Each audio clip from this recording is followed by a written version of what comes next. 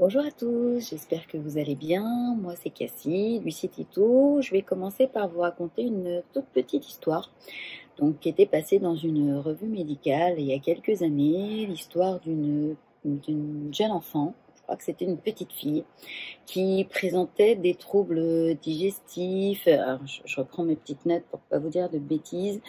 Elle avait des signes d'une pneumonie, des troubles digestifs, ce que je vous disais, une infection des voies urinaires, une péritonite et finalement une paralysie des membres inférieurs. Donc ce qui s'est passé, c'est qu'on a opéré cette petite fille et tout le long de la colonne vertébrale, où il y avait un abcès, il y avait un abcès tout le long de la colonne vertébrale, on a découvert à l'intérieur de cet abcès un épillé. Donc aujourd'hui, les amis, on va vous parler de l'épillé. Donc je vous parle de ça, c'est une vidéo pas très longue, mais je dois vous faire une vidéo complète là-dessus. Je vous en avais parlé rapidement dans une autre vidéo. Là, j'ai une amie qui a eu des problèmes avec son chien et ce n'est pas la seule. Apparemment, cet été, ça va cartonner au niveau des épillés, donc il vaut mieux que vous ayez une petite vidéo préventive. Je vous explique tout après le générique.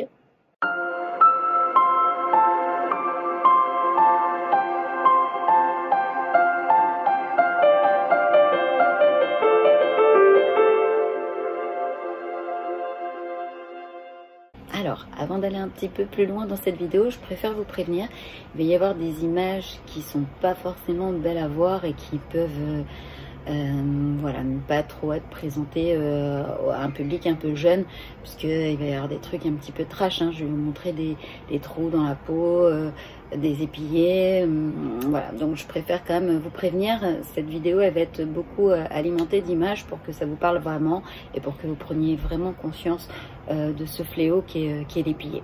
Donc on va commencer par le point 1. Qu'est-ce que c'est que l'épillé? Donc l'épillé, c'est quoi? C'est une herbe sauvage qui est présente dans les herbes hautes, qui est présente également dans la repousse des tontes de pelouse. Donc ça ressemble à un petit épi de maïs tout sec qui est au bout d'une tige, et donc ce petit bout une fois séché, eh bien il sort de sa tige, et donc à partir de ce moment là, eh bien on appelle ça également l'herbe voyageuse, quoi. Voilà, c'est l'herbe qui voyage. Donc l'épillé, excusez-moi, il y a une petite bestiole qui vole. Donc l'épillé aime bien voyager, donc ça se faufile partout. Et quand vous étiez petit, je ne sais pas si vous vous rappelez, vous pouviez jouer avec ces épillés, on se les lançait comme ça, et ça atterrissait assez facilement sur le pull, et ça restait carrément dessus. Ou on pouvait aussi faire l'expérience de le mettre en bas du pull au début de la journée, et à la fin de la journée il atterrissait en haut du pull. Donc voilà, donc c'est une herbe qui avance toujours dans le même sens et qui est voyageuse. Donc ça, c'est l'épillé. On va parler maintenant du deuxième point concernant l'épillé. Qu'est-ce que ça fait à votre chien? Eh bien écoutez, ça fait comme à votre pull, ça s'accroche au poil et ça avance toujours dans le même sens jusqu'à un des orifices. Donc l'orifice le plus perturbé par les épillés chez le chien, c'est bien évidemment les oreilles de notre bébé. Alors, donc en fait, quand vous voyez votre chien qui se secoue les oreilles, il aime bien se coucher sur mes notes, c'est son truc. Donc quand vous voyez votre chien se secouer les oreilles se pencher comme ça la tête d'un côté, ou qui refuse qu'on le touche, donc ça c'est possible qu'il y ait un épillé dans son oreille. Excusez-moi pour le bruit, mais il y a du monde un petit peu partout autour de moi aujourd'hui, c'est la cata, j'arrive pas à tourner comme je veux. Donc, vous regardez, hein, vous ouvrez l'oreille de chaque côté, même si c'est donc Titou, il a les oreilles, vous voyez, droites, mais si vous avez un cocker ou un beagle ou un chien qui a les oreilles tombantes, bien regardez aussi, hein, parce que ils ont encore plus tendance à se loger dans les oreilles. Ensuite, le deuxième orifice que les épillés aiment bien, c'est le nez. Donc, c'est la deuxième localisation préférée de ces petites teignes. Alors le chien il a tendance à renifler activement quand il est dans les herbes hautes, et donc s'il arrive d'un coup en éternuant de tous les côtés, en éternuant tellement fort qu'il se cogne la tête quitte à en saigner, là c'est sûr qu'il doit y avoir un épillé au niveau de son nez. Donc regardez comme vous pouvez, parfois vous pouvez voir un petit bout de tige de l'épillé qui ressort. Donc vous essayez de l'attraper comme ça avec une pince, mais si vous ressortez qu'une partie, bien souvent quand il y a un épillé dans le nez, on n'arrive pas à sortir la totalité de la bête. Donc le mieux c'est d'aller chez le véto et de pas chercher. Donc ça c'est pour le nez. Ensuite il y a l'œil, c'est le troisième orifice que les épillés aiment bien. Donc si votre chien il revient de la balade et il a l'œil un peu fermé ou l'œil qui coule, c'est possible qu'il y ait un épillé qui soit coincé au niveau de la troisième paupière. Donc regardez, regardez un petit peu partout. N'hésitez pas à mettre un petit peu de liquide produit pour les yeux, liquide lacrymal, pour voir voilà, s'il y a quelque chose qui en ressort. J'ouvre une petite parenthèse aussi par rapport à l'oreille.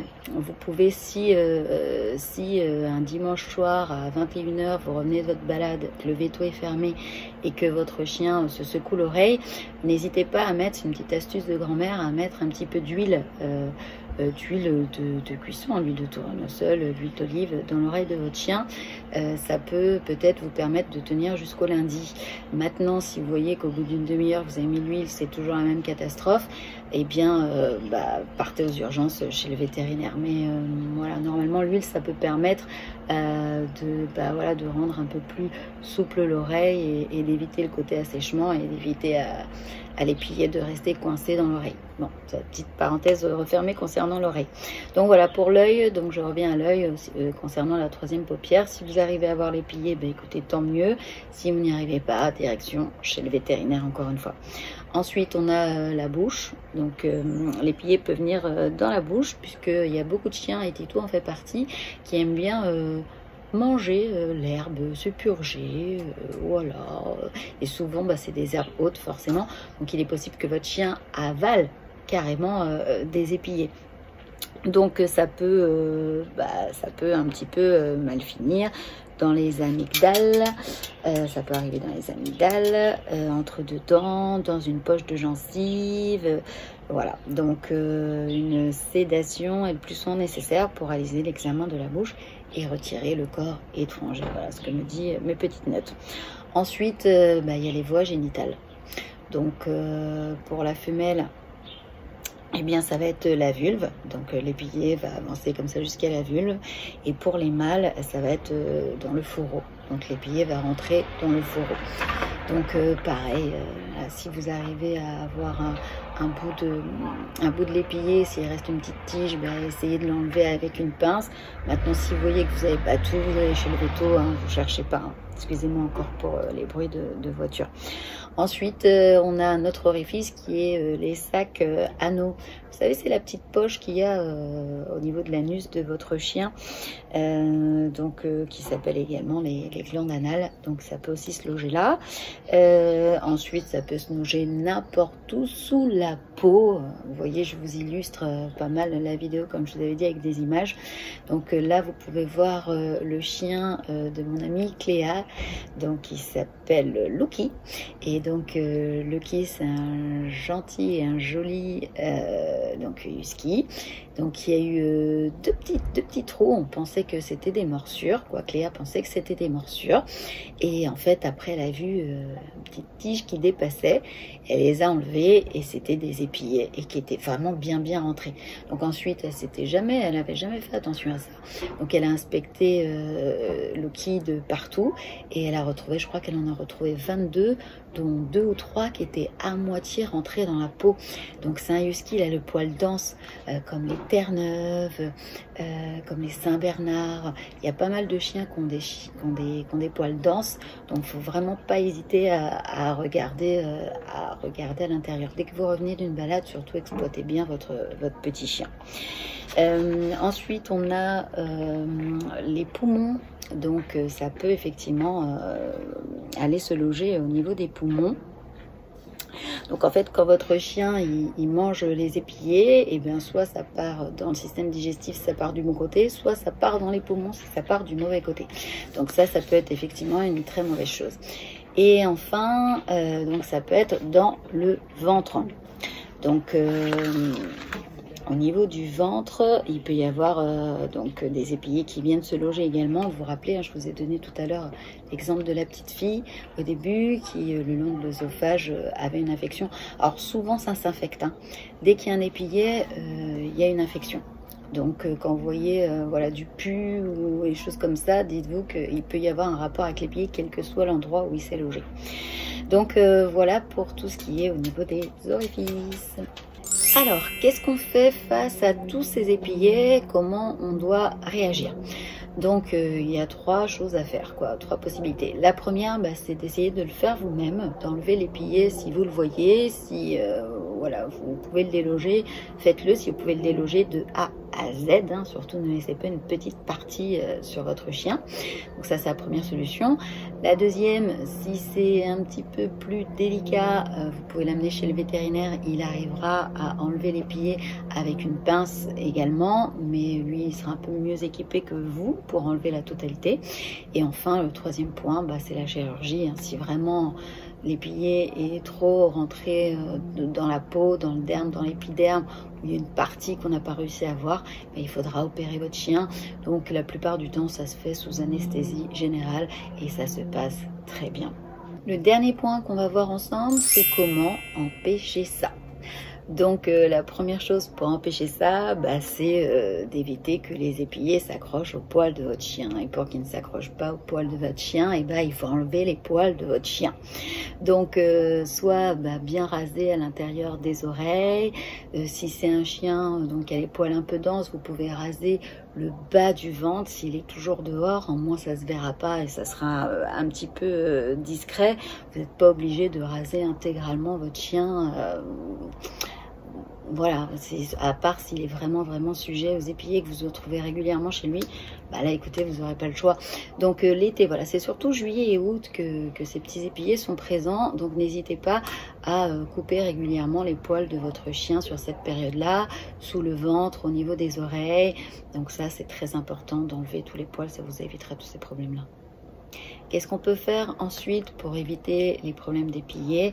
Eh bien, il faut donc se débarrasser des herbes hautes. Donc, il faut tondre régulièrement votre pelouse pour éviter que l'herbe grandisse et que ces épillés apparaissent. Donc ça, c'est la deuxième solution. Très efficace. Ensuite, il faut, ça paraît logique, éviter de promener votre chien dans les endroits à risque. Donc, si vous n'avez pas le choix, il n'y a que ces endroits-là où vous pouvez le promener. N'hésitez pas, je sais qu'il n'aimera pas trop et que c'est pas propice à la période, c'est sûr, à le tenir en laisse. Donc, comme ça, vous voyez un petit peu ce qu'il fait et vous pouvez un petit peu mieux contrôler ce qu'il fait. Et enfin, le quatrième point, c'est de consulter rapidement le vétérinaire devant tout signe évocateur. Donc on en a parlé tout à l'heure, si vous voyez qu'il revient des herbes hautes qui se secouent énormément la tête, donc c'est qu'il doit y avoir quelque chose dans l'oreille. Si vous voyez qu'il éternue comme ça, à se cogner la tête par terre, à saigner, ça veut dire qu'il a peut-être quelque chose dans le nez. Si vous voyez qu'il a l'œil enflé, ça veut peut-être dire qu'il a quelque chose dans l'œil. Donc dès que vous voyez tous ces signes-là, eh bien vous foncez chez le vétérinaire. N'hésitez pas aussi, quand vous revenez d'une balade, à palper votre petit chien, ou votre chien, ou votre gros chien. Donc, nous, on fait ça régulièrement avec Titou. Donc, bien regarder ses coussinets, bien regarder entre les coussinets. Ça, ils n'aiment pas trop qu'on leur touche les pattes. Mais faites-le quand même. Palpez-le au niveau des oreilles, comme ça. Vous tournez bien, vous palpez bien autour. Là, vous touchez bien partout. Vous essayez de regarder tous les petits recoins, tous les petits orifices. Vous ouvrez les yeux, vous regardez bien au niveau des oreilles. Essayez de faire ça à chaque fois que vous revenez d'une balade. Donc, on fait ça régulièrement avec Titou. Titou, il a toujours sa coupe d'été puisque c'est un Yorkshire, donc il a les poils longs. Donc voilà, avec sa coupe d'été, on est à l'abri et on est à l'abri des épillés pour tout l'été. La vidéo est terminée pour aujourd'hui, j'espère qu'elle vous aura plu. Si elle vous a plu, n'hésitez pas à mettre un gros pouce pouce bleu et à vous abonner à la chaîne. Le pouce bleu, ça nous encourage, Titou et moi, et ça nous aide à booster notre chaîne. Donc n'hésitez vraiment pas à le faire parce qu'il y a beaucoup de gens qui regardent la vidéo mais qui ne mettent pas de pouce. Et pareil, il y a beaucoup de gens qui regardent la vidéo mais qui ne s'abonnent pas. Donc abonnez-vous, ça nous encouragera et puis on continuera à faire nos bonnes petites vidéos et vous n'en louperez aucune. Donc sur ce, je vous fais des gros bisous quoi. On vous fait des gros bisous, prenez soin de vous et on vous dit à très bientôt. Au revoir.